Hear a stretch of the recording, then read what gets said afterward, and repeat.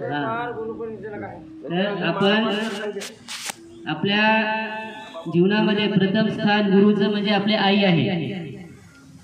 आईपासून आपण सर्व काही शिकत असतो. त्याच्यानंतर आपले वडील, मग आपल्याला शाळेमध्ये ज्ञान देणारे गुरुजन वर्ग, चांगल्या वाईट गोष्टीचं जे आपणास ज्ञान देत असतात आणि प्रत्येक गोष्ट आपण कशी करावी हे सांगत असतात. आणि जर आपल्या जीवनामध्ये गुरु नसेल तर आपलं जीवन हे व्यर्थ आहे किंवा आपण भरकटत जात असतो. म्हणून आपणास एखादा गुरु जर लाभला तर त्यांच्या मार्गदर्शनाच्या सहाय्याने आपण काय करत असतो, आपल्या जीवनामध्ये अधिक उंची गाठत असतो. म्हणून प्रत्येकाने आपल्या आयुष्यामध्ये बघा, गुरु म्हणजे आपल्यापेक्षा मोठा असायला जावा असं नाही. आपणास चांगलं वाईट ज्ञान देणारा आपल्यापेक्षा लहान एखादा व्यक्ती असला तरी तो आपल्याला ज्ञान देऊ शकतो.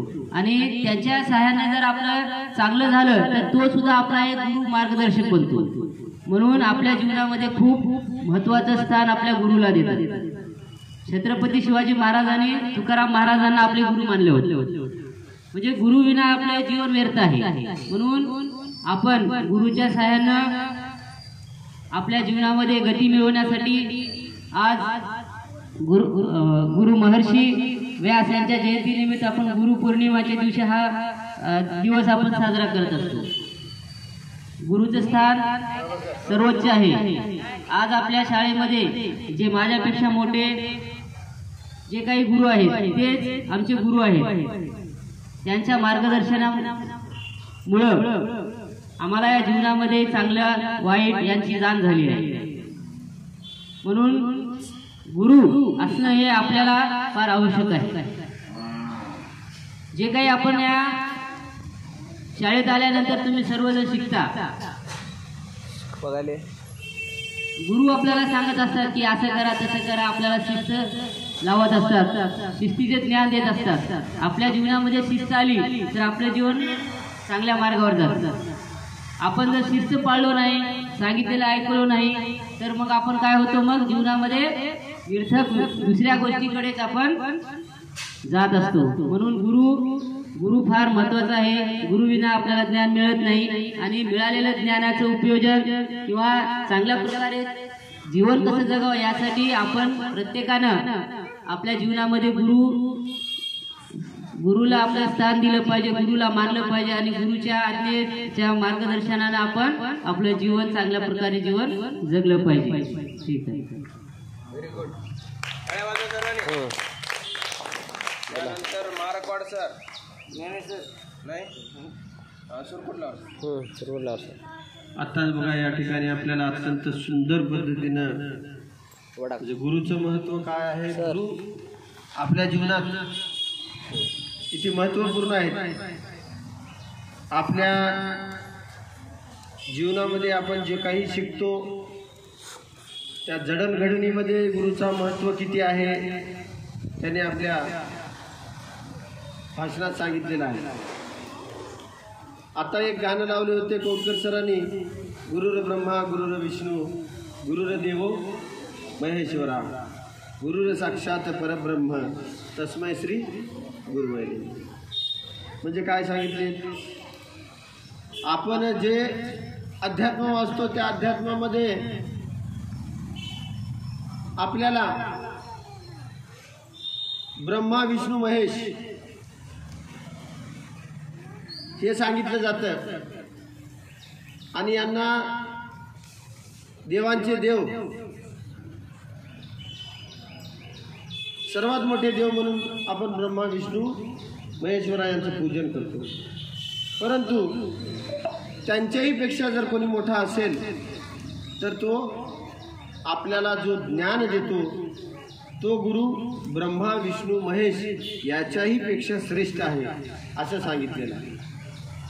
मग गुरु कसा असावा, ज्या गुरुमुळे आपल्या जीवनामध्ये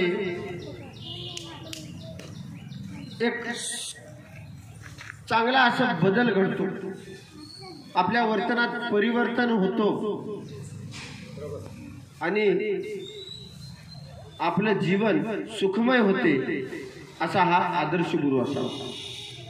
मग गुरुचा आणि वयाचा काही संबंध आहे का?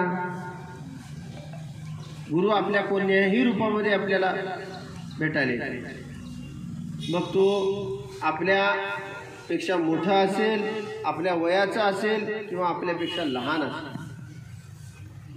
मग सर्वात आधी गुरुची सुरुवात होती कुठून? ज्यावेळेस आपला जन्म झाला आणि या सृष्टीवर, या पृथ्वी तलावर आपण आलो. कोणामुळं आपला जन्म झाला? आई वडिलांमुळे झाला. मग ज्यांच्यामुळं आपली निर्मिती झालेली आहे, आपण हे सर्व विश्व, हे जग, हे सृष्टी, हे निसर्ग आपण पाहत आहोत, त्यामुळे सर्वात आद्य स्थान आई वडिलांचं म्हटलेलं आहे. आई वडील हे आपले पहिले गुरु. मग त्यांच्या ममत्व भावाखाली, त्यांच्या आधाराखाली आपण आपली वाढ होते, आपलं पालन पोषण होते. आणि आपल्याला हळूहळू कळायला लागते की आपल्या जीवनातल्या ज्या काही महत्त्वपूर्ण गोष्टी आहेत त्या आपल्या आईकडून, आपल्या वडिलाकडून आपल्याला सुरुवातीला कळते. थोडं थोडं करत आपल्या घरातल्या इतर व्यक्तींची आपल्याला माहिती होते आणि आजूबाजूच्या परिसराची आपल्याला माहिती होते. हे केवळ आपल्या आई वडिलांमुळे. त्यामुळं आई वडील हे आपले आद्य गुरु आहेत. त्यानंतर आपण ज्यावेळेस घर सोडतो आणि घरातून बाहेर पडतो, बाहेर पडल्यानंतर आपल्या परिसरात कोणती तरी शाळा असते आणि त्या शाळेत गेल्यानंतर आपल्याला थोडं थोडं थोडं आपल्या ज्ञानात वृद्धी होत असते. मग त्या परिसरातली जी शाळा आहे, ज्या शिक्षकांच्या हाताखाली, ज्या मॅडमच्या हाताखाली आपण शिकलो, आपण त्यांच्यासोबत सकाळी 10 ते 4 वाजेपर्यंत वेळ घालवतो आणि ज्ञानाचे धडे घेत असतो, ते गुरु शाळेतले आपले द्वितीय गुरु. मग आता गुरुची जर मी लिस्ट काढलो किंवा तुम्हाला सांगत बसलो तर भरपूर गुरु होतो. ज्या वर्गामध्ये ज्या विद्यार्थ्यांसोबत आपण बसतो, त्या विद्यार्थ्यांसोबत आपण खेळतो, म्हणजे जे मित्र आहेत, आपल्या वर्ग मित्र म्हणा, शाळेतले मित्र म्हणा, जे आपल्याला चांगली वाट दाखवतात, ते सुद्धा आपले गुरुच आहेत. काही अनोळखी व्यक्ती सुद्धा आपल्याला जीवनाचा यशस्वी मार्ग सांगतात, ते सुद्धा आपले गुरु. त्यामुळं गुरुची व्याप्ती खूप मोठी आहे. आणि अशा ह्या गुरूंचं आज या ठिकाणी गुरुपौर्णिमा निमित्त आपण गुरुविषयी माहिती घेत आहोत. त्यानंतर आपण या ठिकाणी थोड्याच वेळात गुरुचं पूजन करणार आहोत आणि गुरुविषयी जे काही माहिती आहे ते आपण घेणार आहोत. बऱ्याच जणांना आज गुरुपौर्णिमा आहे, परंतु गुरुपौर्णिमेची काय आठवण नसेल. हां, सण खूप मोठा आहे. प्रत्येकाच्या घरात काय पोळ्या होतील, भजे होतील, तळलेले काय होतील, परंतु त्या आखाडीचं सण माहीत आहे. पण गुरुपौर्णिमा आहे, आज गुरुची जयंती आहे, गुरुच्या पूजनाचा दिवस आहे, हा बऱ्याच जणाला माहीत नसेल. तर या ठिकाणी तुम्हाला आज गुरुपौर्णिमेनिमित्त सर्व विद्यार्थ्यांना, सर्व शिक्षकांना माझ्याकडून गुरुपौर्णिमेच्या खूप खूप शुभेच्छा.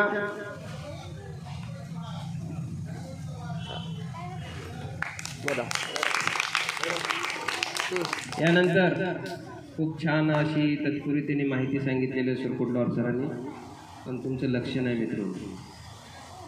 प्रत्येक सणाचं महत्त्व काय असतं बघा इकडे, ते प्रत्येक सणाला आम्ही तुम्हाला सांगत असतो, पण ते तुम्ही ऐकत नाही.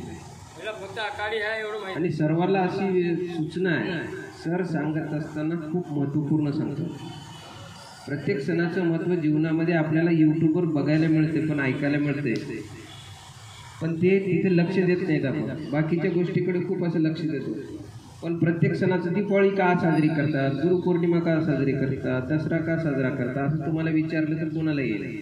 आणि त्या दिवशी आम्ही जेव्हा सांगतो ना, त्या दिवशी तुमचं लक्ष राहील. आणि तुम्ही जेव्हा मोठे व्हाल तेव्हा तुम्हाला कोणीतरी विचारलं, सर गुरुपौर्णिमा का साजरी करतात, तुम्हाला सांगता आलं पाहिजे ना. मग आम्ही सांगतो त्यावेळेस तरी लक्ष द्यायला पाहिजे तुम्ही. यानंतर आपले मॅडम नाईक मॅडमना अशी विनंती करतो की त्यांनी गुरुपौर्णिमेविषयी त्यांचं मनोगत व्यक्त करावं.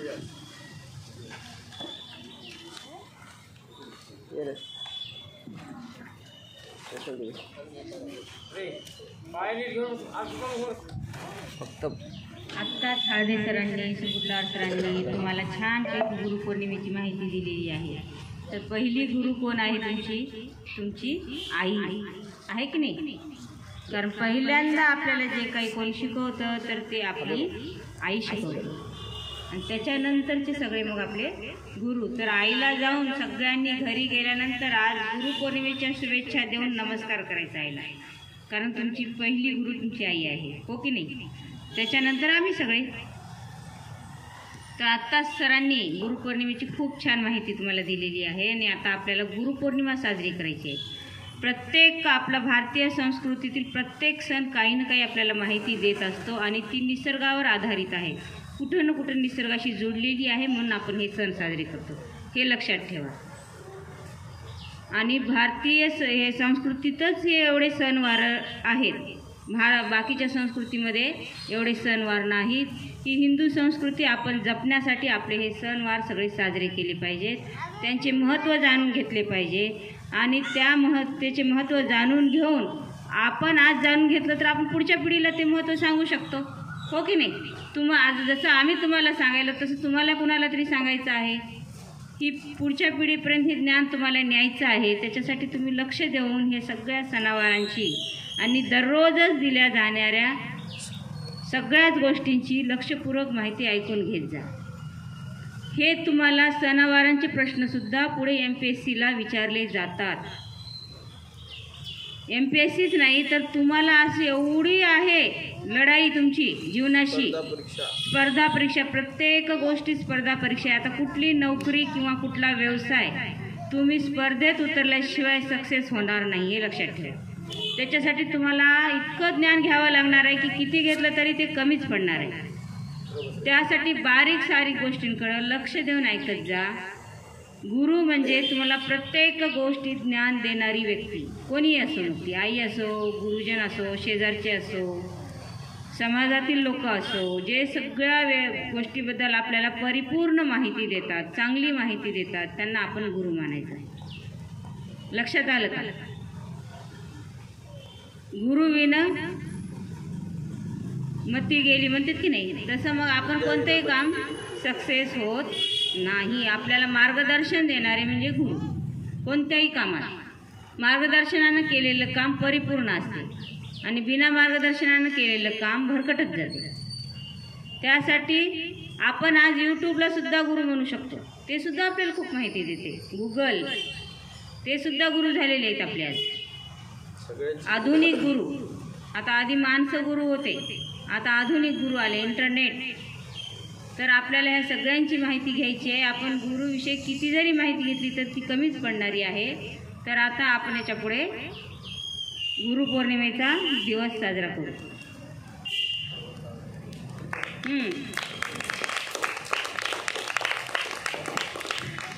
खूप सुंदर रीतीने मॅडमनी तुम्हाला माहिती सांगितलेली आहे. यानंतर आपल्या शाळेचे मुख्याध्यापक मोतीवार सरांना अशी विनंती करतो की त्यांनी गुरुपौर्णिमेचे महत्त्व थोडक्यात व्यक्त करावं.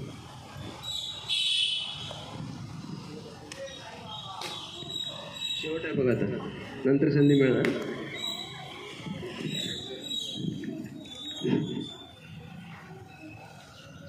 पहा, आतापर्यंत आपल्या शाळेतले सर्व ज्ञानवान गुणवान आपल्या शिक्षकांनी, शिक्षकवृंदांनी गुरुपौर्णिमेनिमित्त भरपूर अशी माहिती सांगितली आहे. खरं पाहिलं तर आता माझ्यासाठी काही सांगण्यासाठी शिल्लकच नाही. तरी पण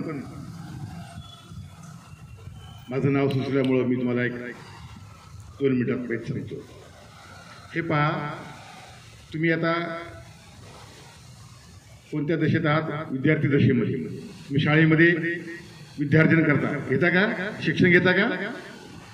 तुम्ही शाळेमध्ये कशासाठी येता? शिक्षण घेण्यासाठी येता. म्हणजे तुम्ही विद्यार्थी आहात. पहिलीपासून आता इथं आपली इथे 7वीपर्यंत शाळा आहे. इथं गेल्यानंतर बाहेर 8वी ते 10वी, नंतर उच्च शिक्षण 12वी, असं करत करत आपण त्या कक्षेतून बाहेर पडतो. जेव्हा आपण बाहेर पडतो तेव्हा आपलं संपलं का शिक्षण? नाही. म्हणजेच विद्यार्थी किंवा माणूस हा जन्मभर विद्यार्थी असतो. काय असतो? जन्मभर विद्यार्थी असतो. पहा, म्हणून विद्यार्थी काय असतो? जन्मभर. म्हणजे माणूस हा जन्मभर विद्यार्थी असतो. त्याला काही ना काही शिकत असतो. तो समाजामध्ये विद्यार्थी दशेमध्ये असताना तो शिकतच असतो. त्याचं बाहेर पडल्यानंतर समाजामध्ये प्रत्येक आपल्याला जे नवीन वस्तू किंवा नवीन ज्ञान मिळते तेव्हा तो विद्यार्थीच असतो. म्हणजे आपल्या जन्मभर आपण विद्यार्थी असतो हे आपण नाकारून चालणार नाही.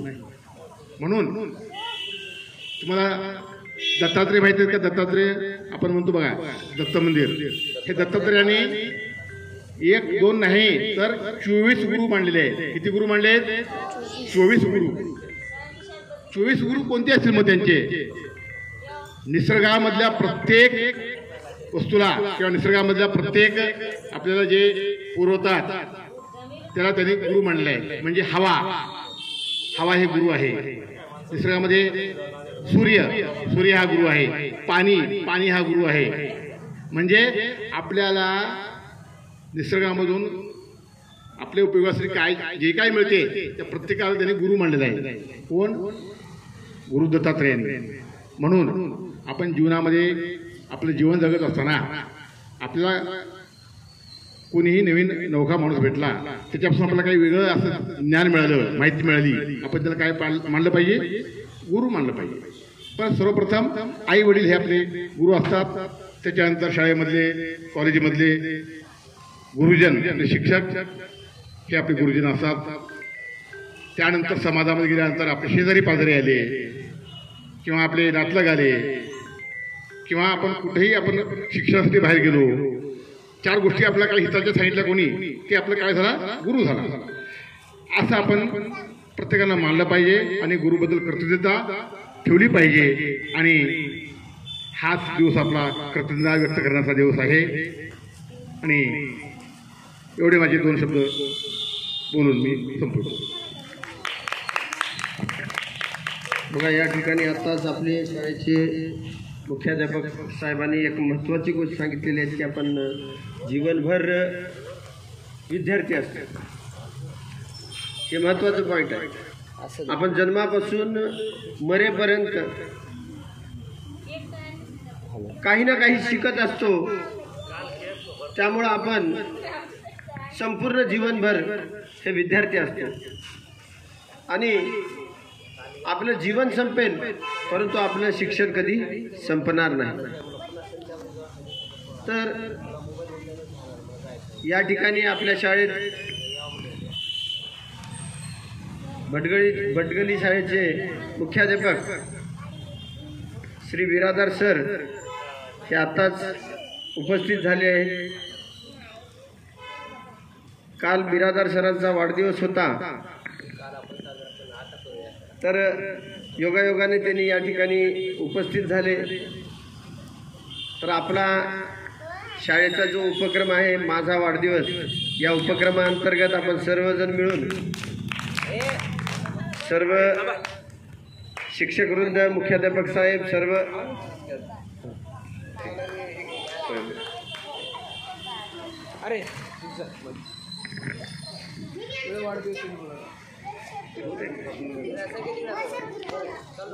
पर्यायी कामानं का असेना कशाने तरी त्यांनी आले या ठिकाणी.